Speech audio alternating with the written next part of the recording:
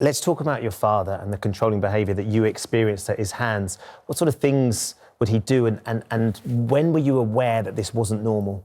Yeah, so we, for a long period, didn't realise we were living in a house with domestic abuse. We didn't realise actually until our father had killed our mum and sister. So one of the things that we learned after the event, when we were sitting in the police station in Spalding, my brother and I looked behind us and there was a poster that explained coercive control. It had only recently become against the law, and it labelled a number of characteristics, behavioural characteristics, as part of a pattern of behaviours that are designed to control a human being. And me and my brother had always thought that domestic abuse was about a linear progression of violence. It was about fights and confrontations. Yeah.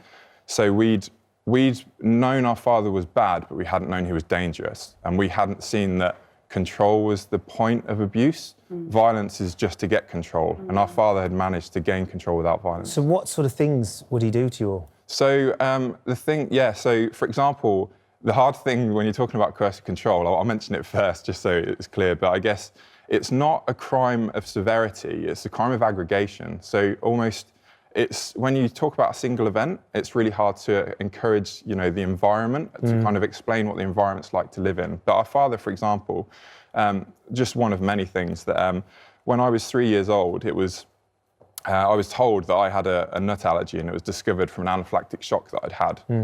And then we moved to the middle of nowhere to a rundown farmhouse in the country, and my parents didn't work for 10 years, so we lived off the land, we grew our own food and we ate it. Isolation. Isolation, exactly. One of the key things. And what we were told was that that nut allergy, anaphylactic shock, was the reason we moved, so I could be safe, so we knew what we were eating. But actually what we found out after the murders, what came out of the investigation, was that it was already known that I had a nut allergy, and my father had fed me peanuts as an act of demonstrating control of my life over my mother. And then he used that abuse to then justify isolating us, as you mentioned. Our mum couldn't work, we had no friends, we moved away from our mum's support network. So your father purposely fed you nuts, knowing that you were allergic, just to scare your mum and to exert control? And then he controlled the narrative. Because for that, you don't need an argument, you don't need to hit anyone. All you do is just show the power that you have over someone small and vulnerable, and therefore playing on a maternal bond. Did it, and this progressed through your life, and you had a beautiful sister, and you've got a brother, of course, that you're very close to as well. It's progressed through your life. Did the three of you ever sit down and go to your friends' houses and kind of say, this isn't how they live at Dave's or? Yeah, so one thing is we didn't have much money. As I mentioned, my parents didn't work for 10 years, and then when we moved, we actually moved again as another act of isolation. Was she allowed to work, actually? Yeah, That's one of the other things. So one of the things is our father actually tried to isolate us again by moving.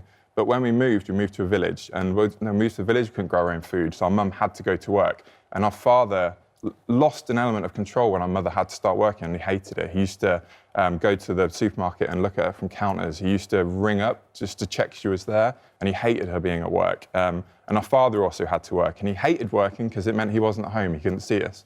So it was difficult in a way, because when we moved, and that was kind of, our life was more integrated. Our father became more aggressive, but he was never violent, but he used to demand more control as he felt he was losing it in other areas. So we couldn't see our friends because our father would say we didn't have any money, so we couldn't spend fuel. So we couldn't see our friends because he would harass us for the money we needed. And it's all food. Sort of, you have to follow their rationale, don't you? Yeah. So it's making you feel bad for wanting anything different to what he wanted. That's right. So, yeah, we couldn't see our friends because we couldn't feed ourselves if we did, for example. So we felt bad for seeing our friends. And then if our friends came over, for example, our father would make it really uncomfortable. So our mother had her friends over only a couple of times. But what our father would do is he would sit in the room when our mother was having coffee with a friend.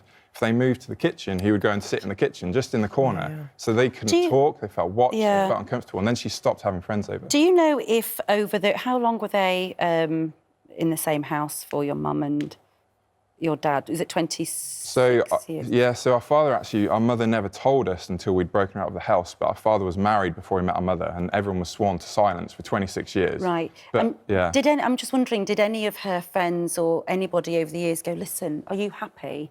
It looks a bit weird, or you seem like I had a friend who went something similar, and we used to say she looked like a scared rabbit in the headlights all the time, and you sort of, and what the point of you doing this is to say, look, if you know somebody whose behaviour, personality, Lisa, you're here for that. If something changes, even subtle things. And we're a British public, we sort of, you know, let's not pry into each other's business. Domestic violence is all about power and control.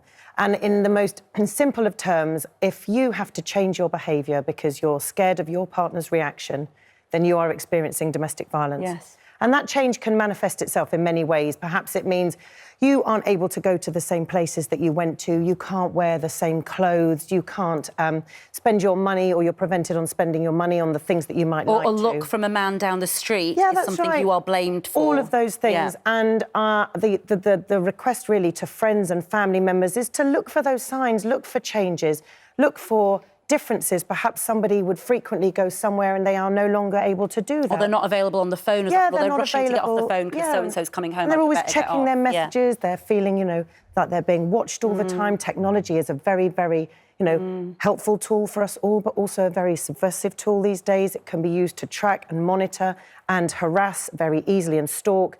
So really it's to ask us, each and every one of us, to look for the signs and be able to reach out to organisations like Refuge. But you managed to get your mum and your sister out of the house 4 days. Yeah. What were those 4 days like? It was, 4 days before we hired a van when our father was at work, just before he came back for lunch. We packed what we could. It was incredibly exciting in a way, the sort of sense of freedom. But even our father had actually chained up our mother's personal documents, her passports and stuff, in a safe in the garage. So, I mean, that's almost a metaphor for our mum's existence. You know, her identity was under his control. We managed to get a locksmith over literally within an hour to break it open for us. And strangely enough, actually, there was like a knowing nod when he came. So we were packing everything into the moving van. It looked like we were robbing our own house. And he came and just looked as if he'd been there 1,000 times helping women in the same situation, you know. And he just came in, did it, just paid him, and he just appreciated what we were doing. And then we managed to get our mum into the rental house, and our sister came back on the Monday, and then our father killed them on Tuesday. But Ryan and I, we felt an uncomfortable sense of, I guess, of unknowing, but it was freedom. We'd never really felt like that before. And the point is as well is that it's very difficult to go to the police, isn't it, for somebody to say, I just feel like I'm being controlled. Well, you know, it is actually a crime now. It is a crime. It should be listened to. And it really shouldn't be so difficult these days. And when people say, and people who don't understand domestic violence in any of its forms say, well, why didn't you just leave? This is why, because you are threatened. Yeah. Either overtly or indirectly, that something very bad will happen to you or your children. The domestic violence is a life. And it happened. Yeah, a life and death issue. 2 women are killed every week. You know, your mum and sister are sadly testament to that fact. It's all about power and control. And the point at which a woman leaves, because that you're presenting that control is going to be broken, it threatens control entirely, is when 75% of those homicides occur. It is the most dangerous. So if you're leaving, get the police involved, let them know that you are doing it so that you can have a red flag, you know, that you can be looked after by someone who has got some power over him. Yeah, that would certainly be a sensible thing to do, but really it is the individual's choice. Nobody should tell anybody when the time to leave is, because it is the most dangerous, and only she will know when she is able to leave. How are you and your brother doing now? So actually we've found a lot of purpose, I think, in sharing our story, and we found it's really valuable to other people. And I think initially when we started talking, it was like an emotional attrition. It was really difficult, but we've had so much support, and actually that kind of gives us the authority to speak and the confidence to speak. Can I just say, your mum did an amazing job with you, with you boys. Quite right. Thank you very much. You know, after everything you've been through, it chokes me. Yeah. But what a lovely young man you are.